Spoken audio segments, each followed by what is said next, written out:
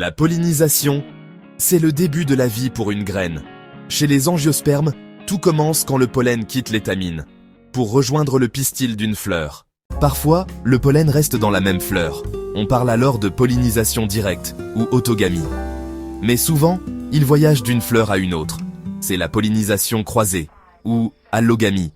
Et ça, c'est très bon pour la diversité génétique. Mais qui transporte ce pollen? Des insectes comme les abeilles, des oiseaux, le vent, parfois même l'eau. On appelle ces acteurs des agents pollinisateurs. Chaque plante s'adapte à son pollinisateur. Des fleurs colorées et parfumées attirent des insectes. Des fleurs discrètes, sans nectar, condent sur le vent.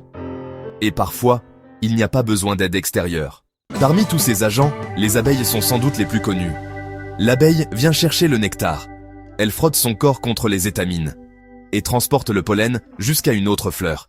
Sans le savoir, elle participe à la reproduction. Mais toutes les fleurs ne font pas appel aux mêmes insectes.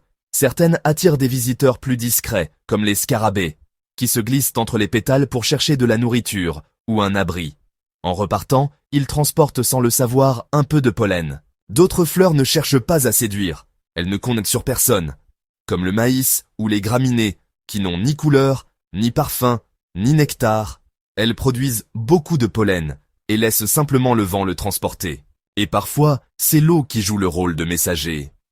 Chez certaines plantes aquatiques, comme la valisnerie, le pollen flotte à la surface et vient se déposer doucement sur une autre fleur. La pollinisation est un mécanisme essentiel.